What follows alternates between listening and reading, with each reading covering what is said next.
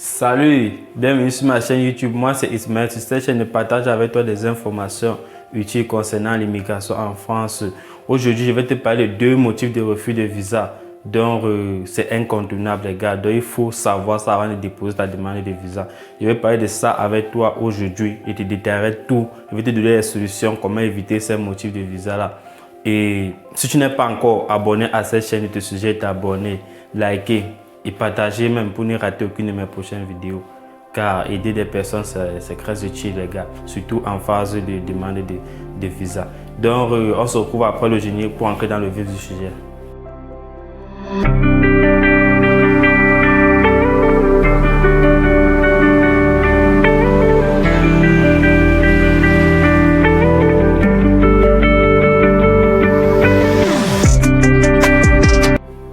Les deux motifs dont je parlais tout à l'heure, c'est consiste le motif 4 et le motif 5.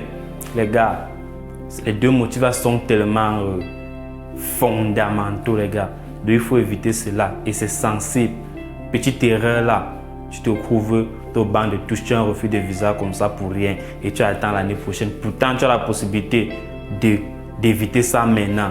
En regardant simplement les vidéos, écoutant les conseils, tu évites le refus de visa là maintenant. Il y a des personnes, tu vas leur dire comme ça là, ils vont pas écouter ce que tu leur dis. Ils vont aller faire comme leur cœur désire. Et après ils ont un refus de visa, ils vont encore écrire en commentaire, j'ai eu un refus de visa, comment faire pour éviter cela. Mais avant de te détailler les deux motifs, si tu te rappelles déjà, c'est difficile quand tu as un refus de visa, c'est difficile de faire un recours et avoir une acceptation et avoir le visa aussi facilement comme ça. Donc c'est très difficile. Généralement, ceux qui ont un refus de visa, ils continuent toujours avec le refus de visa. Il y a des exceptions, c'est vrai, mais c'est peu probable, les gars. Donc je ne vous conseille pas cette piste-là. Donc en regardant mes vidéos, en écoutant mes conseils, je vous rassure que vous aurez le visa cette année. Donc écoutez la vidéo attentivement. Ne jouez pas au savant, ne jouez pas au savant. Écoutez les conseils dont on vous donne. Bon, sans toutefois tarder, les deux motifs dont je parle aujourd'hui, c'est le motif 4 et le motif 5. Les deux motifs là, ça contribue à plus de 70% de refus de visa.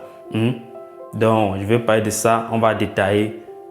Vous allez mieux comprendre ce qui est si vous allez liker la vidéo, partager même.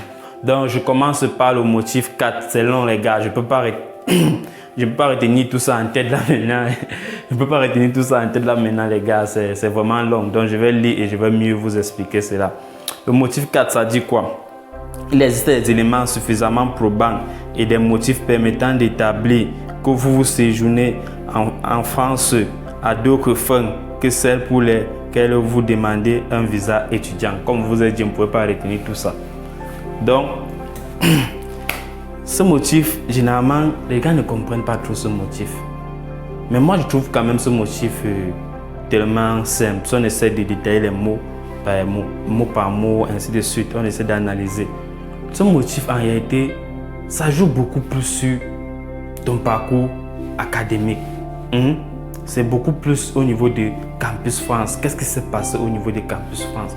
C'est ça que ça joue beaucoup. Ne cherchez pas trop à comprendre ce motif. C'est la vie que Campus France t'a donné après ton ambassade. Généralement, ça couvre ce motif.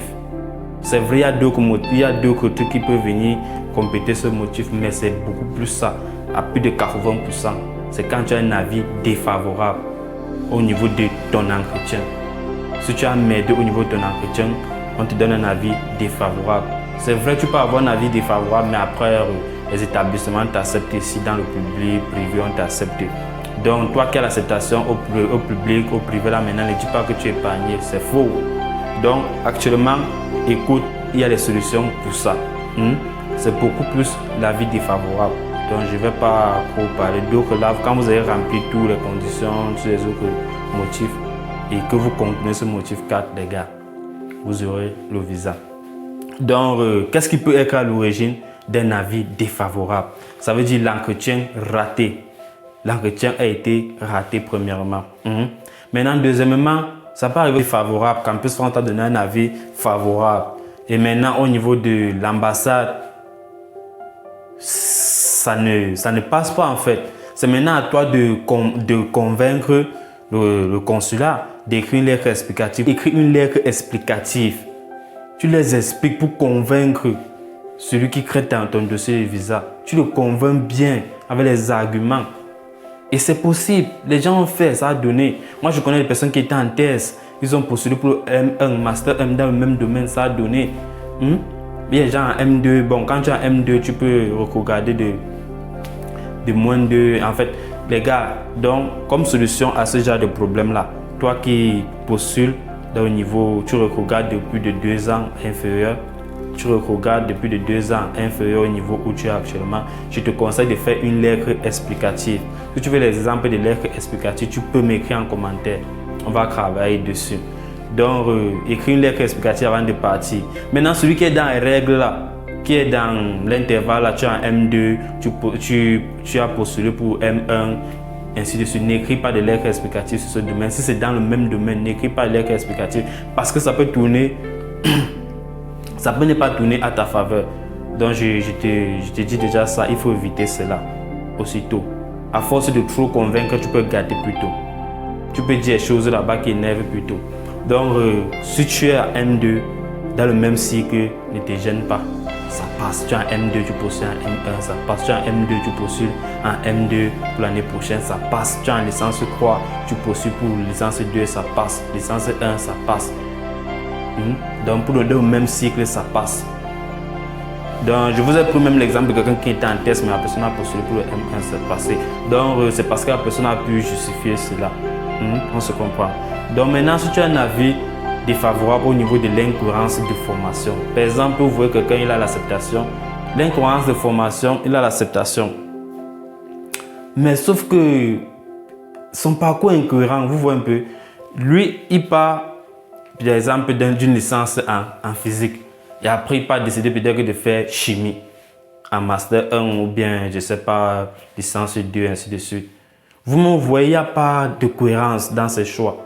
Il n'y a pas de cohérence dans ses choix. Donc, c'est à lui de trouver les éléments pour convaincre le consulat pour cela. Donc, les gars, ne cherchez pas trop à savoir c'est quoi le motif cadre, pourquoi, ainsi de suite. C'est d'abord l'avis défavorable de l'entretien Campus France. Donc, plusieurs personnes se retrouvent en train d'ignorer cela. C'est ça qui donne l'avis, c'est l'avis défavorable qui donne le refus de visa. Et il y a des solutions pour ça. Je viens vous donner des solutions pour cela. Donc, pour ce motif-là, si vous avez des questions, posez en commentaire. Je vais répondre. C'est vrai que ce motif est un peu vaste. En commentaire, je vais encore détailler plus, mais je prends le point le plus essentiel qui est l'avis défavorable. Si tu as l'avis favorable et que tes documents sont propres, pleins, tu auras ton visa. Donc, c'est un peu ça. Et maintenant, le second motif, c'est le motif 5. Je vais lire encore avec vous parce que ça, là, un peu court, mais mieux, je préfère utiliser les mots dont eux-mêmes ils ont aussi utilisé là pour qu'on puisse mieux s'entendre. Bon, on dit les informations communiquées pour justifier les conditions de séjour. Les informations communiquées pour justifier les conditions de séjour envisagées sont incomplètes et ou ne sont pas fiables. Voilà, pour justifier les conditions de séjour. Les informations pour justifier les conditions de séjour, ce n'est rien d'autre que côté quoi? Hébergement. C'est le côté hébergement, c'est d'où je vous tire vos oreilles. Faites attention. Les gars, vous m'aidez pour rien. Ça sert à quoi d'avoir une acceptation, passer une année, sacrifier une année, parce que tu confonds, tu te précipites. Tu as un refus de visa parce que tu es en train de frauder au niveau des documents. Tu cours partout, je veux les papiers d'hébergement, je veux ceci. Tu ne te renseignes même pas quelles sont les conditions pour que la personne t'héberge. La personne te fait ceci. La personne même derrière 9 mètres carrés. Toi, tu veux que la personne t'héberge. Les gars, renseignez-vous sur ce point-là. C'est très important que tu sois boursier ou non boursier. Ceci te concerne, les gars. Informez-vous. Ce n'est que quelques heures d'informations, quelques vidéos que vous pouvez regarder pour être informé. Évitez cela, évitez. Tu sacrifies une année comme ça. Moi, je ne comprends pas. Tu sacrifies une année. Et après, tu viens maintenant gâter ça comme ça. Non, les gars, c'est pas... Franchement, moi, à un niveau, ça m'énerve. Ça m'énerve à votre place. Comprenez ça comme ça, là. Donc, ce motif, ça concerne beaucoup plus pour qui? Ceux qui passent le temps à faire des faux papiers d'hébergement. Ils achètent des papiers d'hébergement, je ne sais pas combien, à n'importe qui, dont ils ne connaissent pas. Parce que tu as cherché quelqu'un d'une ville, tu n'as pas vu une connaissance, tu commences à faire du n'importe quoi, acheter les papiers. Quand tes documents d'hébergement ne sont pas fiables, non seulement, par exemple, tu ne respectes pas le nombre de kilomètres de ton école, la distance de ton école pour le chez toi, tu ne respectes pas ce qu'on te demande de faire parce que tu dis, ah, ils vont aller, ça va aller. Tu vois quelqu'un, je connais même une personne qui a eu un refus de visa l'année dernière parce que son logement était à 243 km. 243 km, les gars. Qui peut voyager pour ça? Qui peut voyager chaque jour pour venir à l'école? C'est quel genre d'école? Qui va te donner le visa? Toi-même, tu ne peux pas donner le visa à ce genre de personnes. Non, ne nous mentons pas, les gars. Ne nous mentons pas. Soyons sérieux. Tu ne peux pas. Ce n'est pas fiable. Je vous ai dit, en zone parisienne, la distance est un peu plus grande. Prenez même 50 km. Et dans les zones, les petites villes, vous pouvez prendre même 20 km. Vous pouvez avoir des solutions comme ça, les gars. Là, ça va. Vous aurez vos trucs. Maintenant, pour l'hébergement, au côté hébergement, il faut juste respecter les conditions. Est-ce que le ticket de séjour de la personne qui t'héberge est valide pour la période où tu vas être hébergé chez lui? Si ce n'est pas valide, si c'est encore 3 mois valide, tu peux écrire une lettre d'explication en disant que bon, il va t'héberger pendant 3 mois et après les 3 mois là, tu vas aller te chercher, un logement chez particulier. Ils vont voir que oui, tu connais que tu peux chercher un logement particulier. Ils vont te donner le visa. Maintenant, arriver si tu fais ce que tu veux. C'est ça, tu arrives si tu fais ce que tu veux. Il faut d'abord vérifier ce que ce jour la personne est fiable, les gars.